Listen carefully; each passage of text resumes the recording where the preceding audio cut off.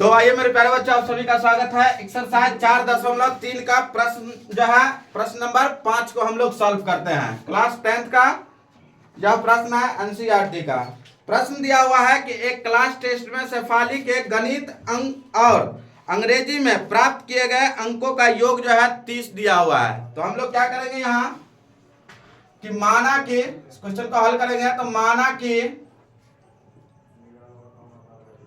शेफाली द्वारा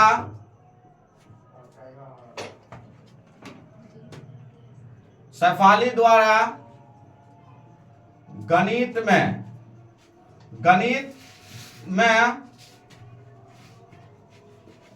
अंक, या यहां पर ऐसे भी लिख सकता है, माना कि शेफाली द्वारा गणित में अर्जित अंक जो है क्या किया है ना। तो हम लोग जो है इसमें गणित में ये कहा तो हम लोग गणित का क्या मानेंगे, एक्स मान लेते हैं फिलहाल, है ना।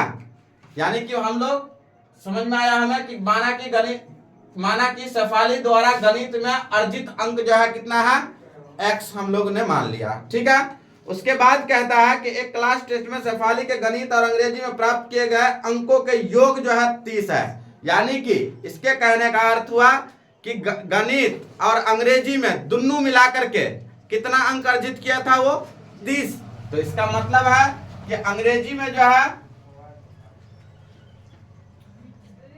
अंग्रेजी में अर्जित अंक या सीधा अंक कितना है, तो 30 माइनस एक्स, ठीक है।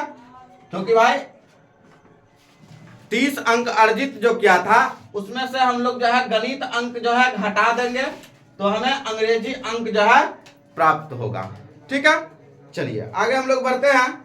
यदि उसको गणित में 2 अंक अधिक और अंग्रेजी में 3 अंक कम मिले हो तो उनके अंकों का गुणनफल 210 होता है। उसके द्वारा दोनों विषयों में प्राप्त किए गए अंक ज्ञात करना है। यहां से हम लोग यहां डायरेक्ट भी लिख सकते हैं कि शेफाली द्वारा यानी कि या तो हम लोग डायरेक्ट भी लिख सकते हैं कि 2 अंक कम प्राप्त होने पर गणित में अंकों की संख्या, ठीक है। तो हम लोग जो है सीधा यहाँ पे आता है कि प्रश्न से ले लेते हैं। प्रश्न से कह रहा था कि गणित में कितना अंक, 2 अंक क्या मिलता है, कम मिलता है ना। गणित में यदि उसको गणित में 2 अंक कम नहीं, सॉरी, ये अधिक मिलता है ना। 2 अंक अधिक और अंग्रेजी में 3 अंक कम मिलता है। तो हमारा गणित का क्या है, एक्स है ना। तो गणित में हमें कह रहा था कि 2 अंक जो है अधिक मिला तो x प्लस 2 कर देंगे, है ना। और कह रहा था उसका गुणनफल, तो गुणनफल मतलब गुना, है ना। और अंग्रेजी में अंक जो है उसमें से 3 अंक कम मिलता है। तो 3 अंक जो कम मिलेगा तो ये कितना हो जाएगा, 30 माइनस एक्स माइनस 3 अंक कम मिला तो कितना है, कुल अंकों की संख्या कितना है इसमें प्राप्त हुआ उसका 210। तो 210। चलिए आगे हम लोग इसको हल करते हैं। तो ये x प्लस 2 है तो x प्लस 2, देखो इसको हम लोग और भी विस्तार से हम लोग क्या कर सकते हैं, बना सकते हैं, है ना। चलिए हम लोग शॉर्ट फॉर्म में बनाते हैं इसको। तो 30 में से 3 घटा दिया जाए, है ना।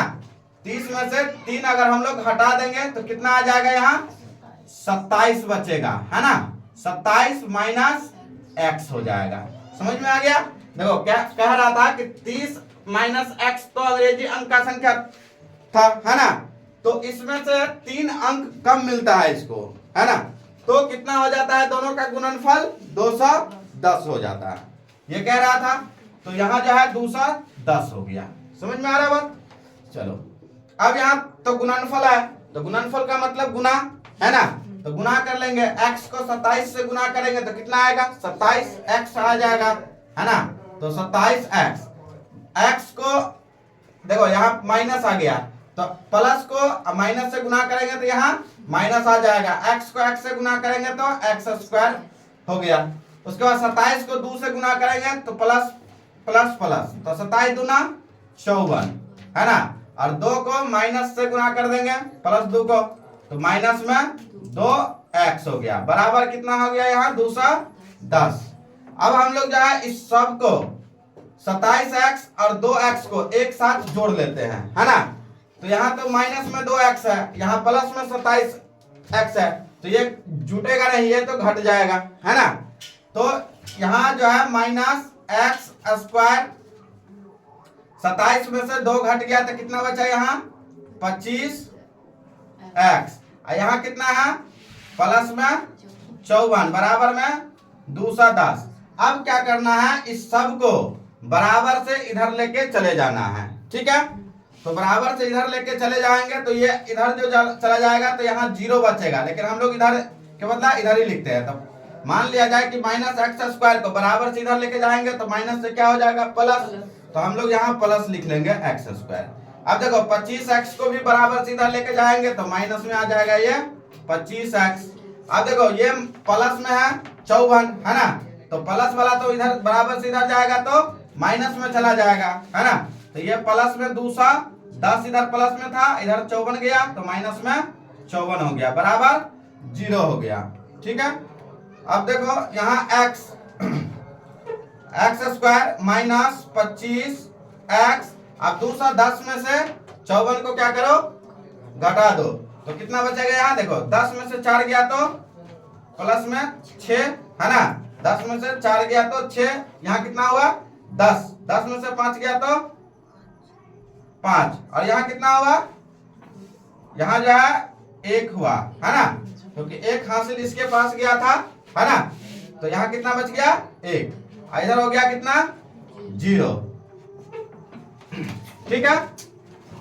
तो अब जो है ये इसको हम लोग दो विधि से, या तो द्विघात से, है ना, या तो गुणनखंड विधि से, है ना, दोनों से हम लोग निकाल सकते हैं। तो हम लोग जो है इसको गुणनखंड विधि से निकाल के दिखाते हैं। तो अचर पद को हम लोग एक्स स्क्वायर वाले के साथ गुना करते हैं, तो एक्स स्क्वायर वाले के साथ में कितना है नहीं पूछे तो 1 तो है ना, तो 156 को अगर हम लोग 1 से गुना करेंगे तो 156 आएगा, तो 156 को हम लोग 2 से भाग देते हैं, तो 2 सत्ते 14, 2 अट्ठे 16, फिर 2 से देंगे 2 तिया 6, 2 नवा 18, 3 से देंगे 13 तिया 39, यानी कि 3 दूना 6 दूना 12, 12 प्लस 13 कितना होता है 25 होता है। तो हमें लाना भी था 25 ही, है ना, 25। तो हम लोग जो है यहाँ लिखेंगे एक्स स्क्वायर माइनस 25 एक्स है तो इसको लिखेंगे हम लोग, एक को लिखेंगे 13 एक्स माइनस 12 एक्स और 13 एक्स को जोड़ेंगे तो कितना हो जाएगा 25 एक्स, है ना, अब प्लस 156 बराबर 0 आएगा, ठीक है। अब दोनों में जो कॉमन है ना, उसको हम लोग कॉमन करेंगे, ठीक है। तो दोनों में क्या कॉमन है, दोनों में तो x दोनों में कॉमन है, तो यहाँ पे हम लोग x कॉमन ले लेंगे, तो यहाँ जो है 2x है तो 1x यहाँ बच गया, और इधर जो है x अगर बाहर आएगा कॉमन में तो यहाँ सिर्फ जो है 13 बचेगा, है ना, तो यहाँ हो गया 13। अब इधर चलते हैं, माइनस में है 12 कॉमन लेते हैं, है ना, तो 12 कॉमन लेंगे तो यहाँ क्या बचेगा प्लस में x हो गया। अब देखो यहाँ जो है प्लस है और यहाँ जो है हमें माइनस है, तो माइनस अगर यहाँ पर लेते हैं तो माइनस को माइनस से गुना करेंगे तो प्लस आ जाएगा ना, इसलिए हम लोग माइनस लिखेंगे, और 12 को हम सब 156 में भाग देंगे तो कितना मरतबे कटता है, ये 13 मरतबे कट जाता है ना, तो 13 मरतबे बराबर 0, ठीक है। अब जो है ये दोनों संख्या क्या हो गया बराबर, यानी इक्वल हो गया, ठीक है। इस दोनों संख्या को हम लोग एक जगह पर लिखेंगे और इसको और ये x माइनस 12 को हम लोग एक जगह लिखेंगे, ठीक है। तो इसको हम लोग जो है x माइनस 12 और एक जो है x माइनस 13, ये हमारा हो गया ऐसे। अब जो है आगे हम लोग जो है इसको 2 पार्ट में डिवाइड कर देंगे, है ना, 2 पार्ट में डिवाइड करेंगे तो ये जो है कितना हो जाएगा, या यहां जो है x माइनस 12, तो x माइनस 12 इक्वल टू 0, ठीक है। और इधर जो है हम लोग अगर बांटते हैं तो या x माइनस 13 बराबर 0, ठीक है। चलिए इसीलिए x बराबर कितना हो जाएगा यहाँ 12, इसीलिए x बराबर यहाँ हो जाएगा 13। देखो अगर यहाँ पर 2 ऑप्शन है, ठीक है, अगर आपको गणित में अगर आपको 12 अंक प्राप्त होगा तो अंग्रेजी में जो है कितना अंक प्राप्त होगा, है ना। अगर आपको अंग्रेजी गणित में अगर 13 अंक अगर प्राप्त हुआ तो गणित अंग्रेजी में क्या अंक प्राप्त हुआ, है ना। तो ये दोनों बात है यहाँ पे। तो हम लोग यहाँ से जो है लिख सकते हैं ऐसे कि अतः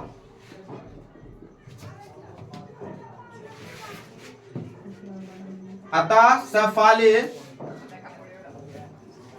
द्वारा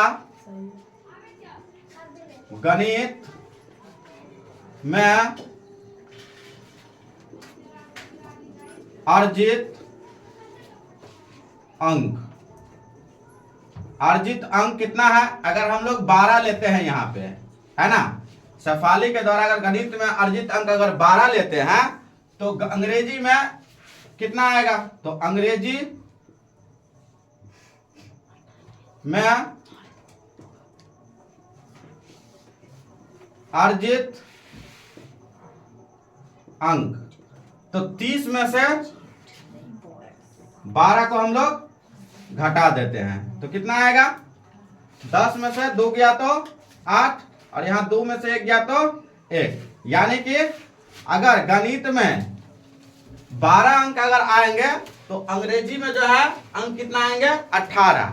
अब इसी को अगर उल्टा करते हैं, अगर गणित में 13 अंक अगर यहाँ पे अर्जित करवाते हैं तो 30 में से तक 13 को घटाना होगा, ठीक है। तो जो आएगा वो हमारा इस क्वेश्चन का आंसर होगा, ठीक है। तो दोनों विधि से है, आप अगर यहाँ तक भी रखते हैं तो कोई दिक्कत नहीं, आपका यहाँ तक भी आंसर राइट है, ठीक है।